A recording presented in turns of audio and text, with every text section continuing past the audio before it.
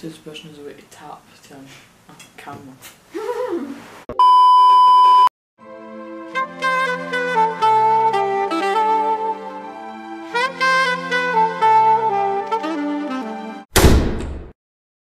Punt Along, episode 17.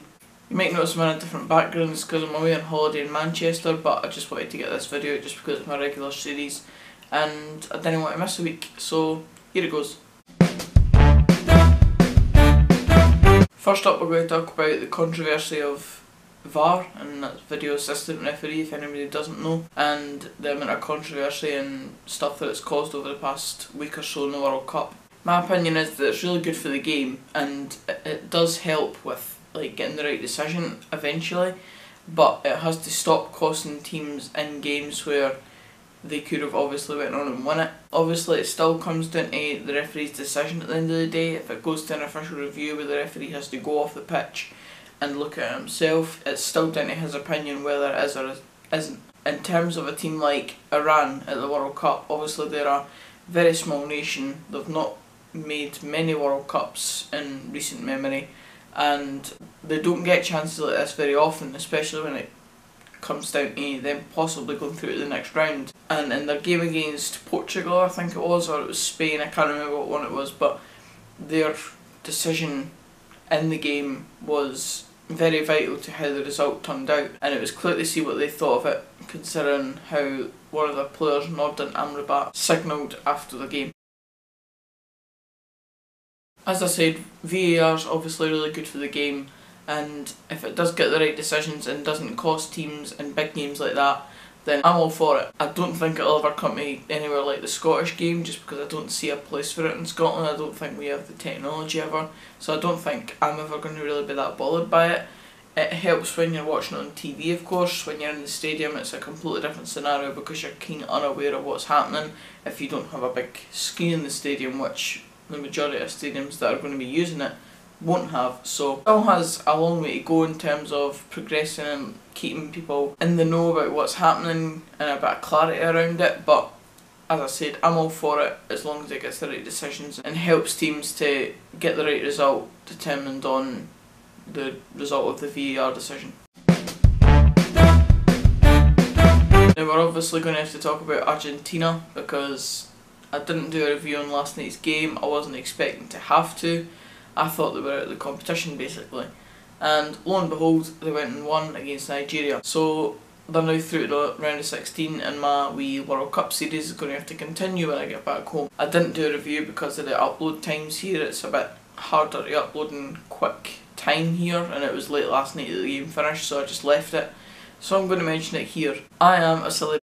I'll leave in my live reactions to the game last night right here, and you can just see how I reacted during the game. Kick off, on the Argentinians! Yes! Yes! Messi! Bit premature to me to say the series was over, eh? This is the first game that Messi's actually had the chance to be able to do something like that. Take the ball down and run it someday. I've not seen that all tournament so far. I'm going to be made to look silly again. They're going to go through. Oh, penalty. Mascherano's had a stinker all game and he's given away the penalty. It's obviously going to go to VAR. That's a penalty. It is light, but he's pulling and tugging him. Here we go. The penalty. Nigeria score. And Argentina are back to square one. Marcus Rojo. Diego Maradona live on TV giving the middle finger to the camera. Some finish that, Christ. On the volley. Vamos! Argentina had to win. Argentina have won. I am a Dafc. I did mention Diego Maradona celebrating the second goal there, giving a middle finger live on TV. He has been taken to hospital, but I believe that what he was unwell for was like taking illegal substances. I'm not entirely sure, that's completely unfounded really, but that's what I've been reading on Twitter and stuff. So all the best to Maradona of course, but I believe it is a bit of that kind of stuff, if you know what I mean. As far as Argentina go, they've shown me up and I really need to stop making statements that aren't 100% true before I say them. Could they go on and win it though? I still think a small nation could win it, or an unlikely nation at least, and Argentina are certainly one of them because they've been very slow starters to this World Cup, and if they can build on the momentum that they've just had from that game and take the spirit of the fact that they didn't really start well, nobody expected them to go through and they have, who knows what could happen. We're now going to talk about Rangers, and of course Steven Gerrard came in at the start of June and they've went away on their training camp, their pre-season training camp, and he's been seen giving like motivational messages and training and stuff and really pressing into the players what type of football he wants to play. Obviously he's made about 8 or 9 signings so far and he really is implementing his style into the Rangers team. No phonies who are pretending there's little crazy jogs in, watching the ball. We go to win the ball all over the pitch. Okay?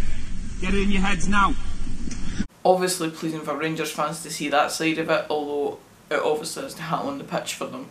It's all well and good talking about what you're going to do, but you need to do it. And Steven Gerrard said that himself. He said it's enough time for talking, you need to walk the walk, and that's what Rangers need to do come, I think their first game is obviously the pre-season friendlies, but then the European qualifiers, they need to get through them and at least make considerable strides in Europe as well as the league, because Rangers fans, there's obviously an expectancy in that fan base, and if Steven Gerrard can come in and really change the ethos and mentality of that club, then the sky's the limit for them really, because if the fans are right behind them, which they always were last season, but there was always that sense of negativity because of how things were going behind the scenes, etc. If Steven Gerrard can come in and really change that at Rangers, then as I said, the sky's the limit for Rangers and they could really go back to what they once were.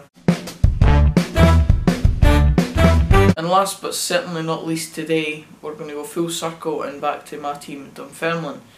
There was literally nothing to chat about on Dunfermline coming into this episode until a few hours ago. I was away out at the Manchester City Stadium tour and I came back to the news of Willo Flood has left the club after 9 days since he joined. He's away to some Indonesian club called Bali United. Now, I was very apologetic to Willo when he signed. I did the Pause Roundup video and I was, as I said, very apologetic about what I said and what I called him and stuff. And he's went and thrown this back in my face. So, Willo, cheers for your time at Dunfermline, but you're a golem wee prick. In all seriousness though, Willo obviously wanted to go and play abroad, and fair enough to him. We obviously had a clause in his contract that if he got an offer from abroad in a short period of time, probably from when he signed until the first Betfred Cup game or something, then he could have left. And players do want that in their contracts from time to time, especially when he had offers from abroad that he just didn't fancy before coming here. It's a bit of a strange one, you don't really see it that often, especially when a player does actually agree to come to the club and says in his interview that he was really up for it. So I'm not really sure what to think about this. As I said, it's a bit strange and I don't know where we go from here. Do we go and try and get another experienced midfielder? Do we bring back someone that we let go at the end of the season, someone like Michael Payton, Nat Wedderburn, or as I said, do we go and sign someone new? It's a strange one. If you're still here and watching right now, let me know below what you would do in this kind of situation. I'm sure someone like Mike DAFC will comment with his opinions because he's always commenting, so we'll see how many other ones you feel like leaving a comment about that, because it's obviously a hot topic in the whole Dunfermline business now. Bring back Joe. Different player to them. He could easily come back in a player coach role, but I don't think he will. It's Potter's left now. It's an ideal place for Joe to be. And that's it for this episode of Punt It Long, guys. Cheers for watching.